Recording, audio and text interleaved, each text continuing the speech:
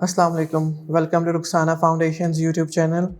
Today we'll be discussing about GIT pathology, and moving forward we'll discuss about Aphthous ulcers, squamous cell carcinoma affecting the oral cavity, stones associated with various salivary glands, and the tumors as well. Before moving forward, I need you to understand concepts about ulcer, abrasion, and bruise. When we talk about an abrasion, we solely talk about the epidermis that is being affected. But when we talk about an ulcer, we include dermis in it as well. What I mean by that is, in an ulcer, epidermis and dermis both will be affected. And when we talk about a bruise, epidermis and dermis, both of them are going to remain intact in terms that they are not going to be exposed, but the blood vessels in dermis and might be possible that in epidermis as well, they're going to get bleed out. That's why we get varied coloration when a person experiences bruise. Starting with Aphthous ulcer, as we know that it's going to involve both the dermis and the epidermis. What's typical of Aphthous ulcers is its unique yellowish exudate base, and it will be surrounded by an erythematous border. They are going to be painful, shallow, and round to oval.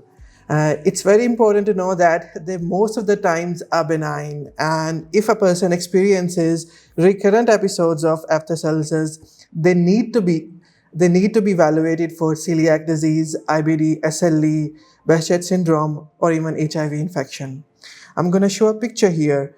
As you can appreciate here, that it's a shallow, round ulcer, and yellowish exudate is not quite appreciable here, so I'm going to take to Google. So in this image, you can somewhat appreciate that this is having a yellowish base. This is actually a healing phenomenon by the body, nothing more than that. So when a question asks about an Aphthous ulcer, first think of a benign cause, and that is most commonly idiopathic. And if a person has a history of recurrent Aphthous ulcers, always rule out other diseases that might be present in your option on your USMLE Step 1 exam. Next is squamous cell carcinoma. This is the most common malignancy of oral cavity, and it's associated with a history of tobacco smoking, alcohol abuse, and HPV infection. It most commonly affects the lateral wall of your tongue, and where it gives rise to precursor lesions that in biopsy to rule out this notorious pathology. The first one is leukoplakia.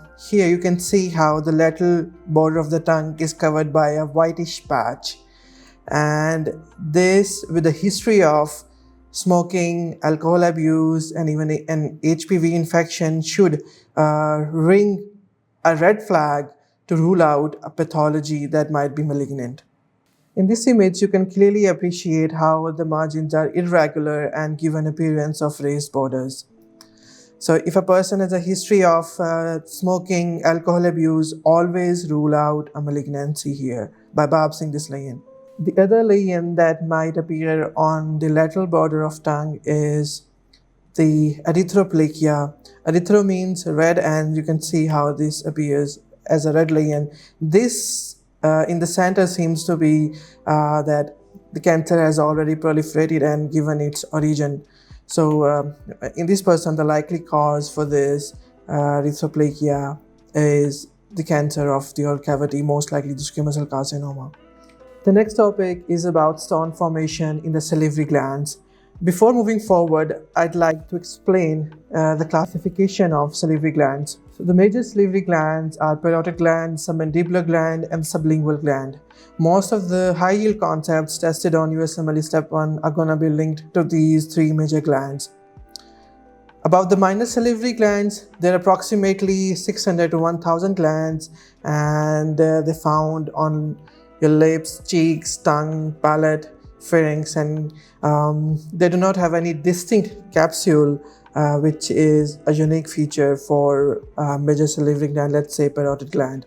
Regarding stone formation, the most likely scenario that you're going to be seeing on your exam is going to be related to parotid gland. Here's an image of parotid gland. Here is this stone that is being formed in its duct, the duct that is taking the saliva formation from parotid gland to the oral cavity. So it's very important to know that this is going to cause recurrent pain that might be related to your food intake, or sometimes it can happen without any relation to your food. The gland is going to get swollen and it's going to appear erythematous. I'm going to show you a picture here. So in this picture, you can see how a swelling is present that is lining the preauricular area as well and the postauricular area. So there is no other structure in this territory that might give rise to this much bigger swelling.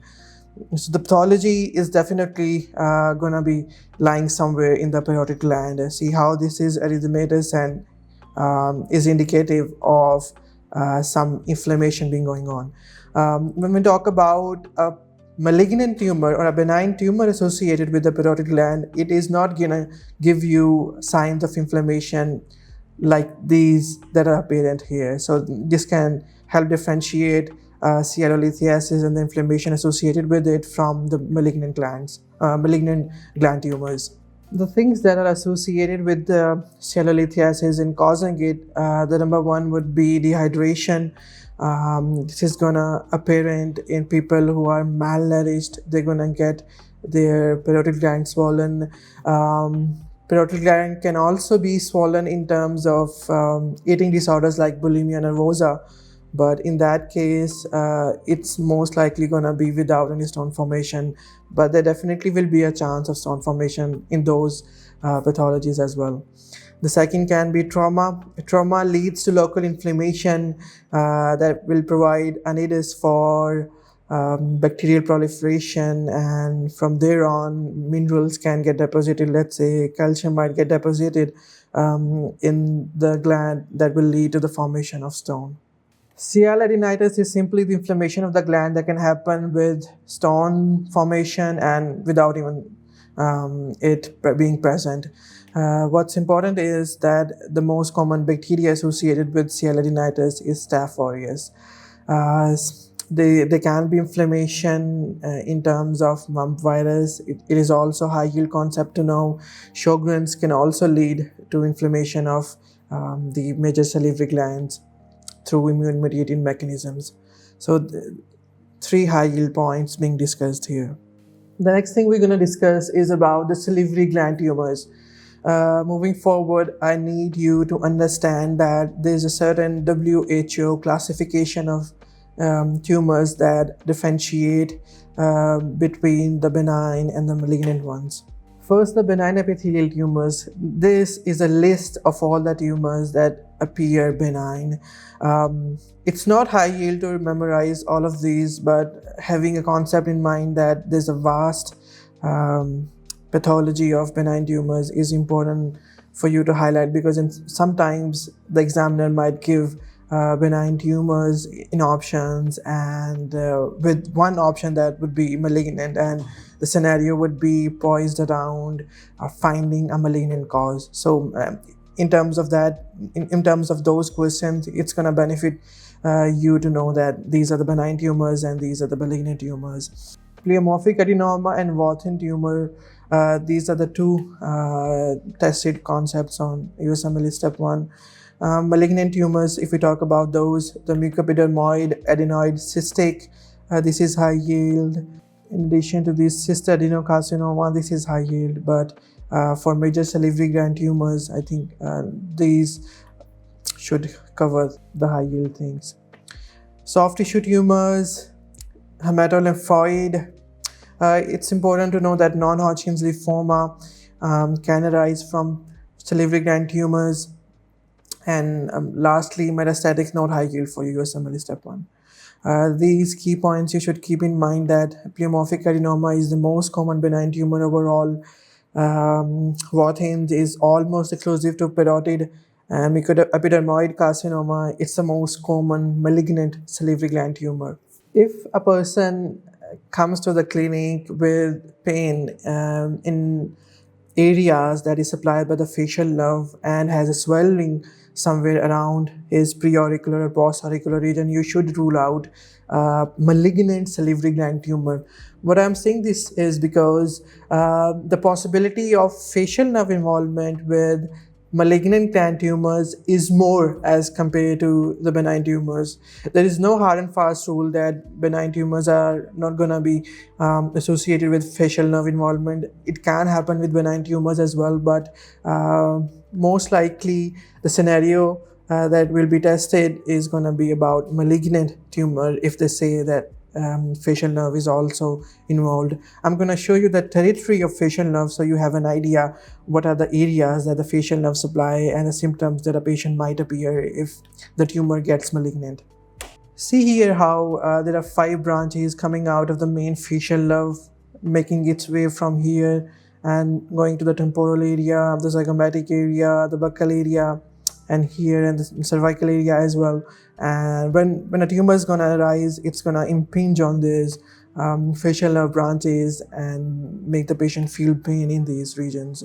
So pleomorphic adenoma is also important in terms of its histology. Sometimes the examiner is gonna give you a simple histological diagram of pleomorphic adenoma, and he would need you to guess the diagnosis.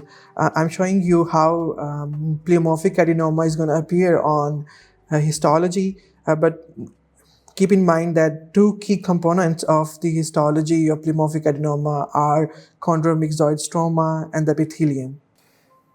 This is not a good quality image, but you can definitely highlight the chondromyxoid stroma a bit bluish thing that it's giving out. And in addition to these are the myepithelial cells. These are highlighting the epithelium, that one of the key components of pleomorphic adenoma. Here you can also see the chondromyxoid stroma and the epithelial cells being lined here. Despite being benign, it can also undergo malignant transformation. So keep that in mind as well. If a patient has a long history of pleomorphic adenoma and after 3 years he comes back to his clinician and says that he's experiencing pain in the territory of facial nerve, then think malignant transformation, get a biopsy done and manage patient accordingly. Warthin tumor, it has a typical appearance on histology with germinal center appearance. Let me show you a picture. See, this is a slide how the germinal centers can clearly be evident from here. Mucoepidermoid carcinoma, as the name shows, it's gonna be composed of mucinous and squamous components. Well, that's it for today. Thank you so much for watching our video. If you're liking our video, please do comment, like, subscribe our YouTube channel and share with your folks as well. Thank you so much. See you next time.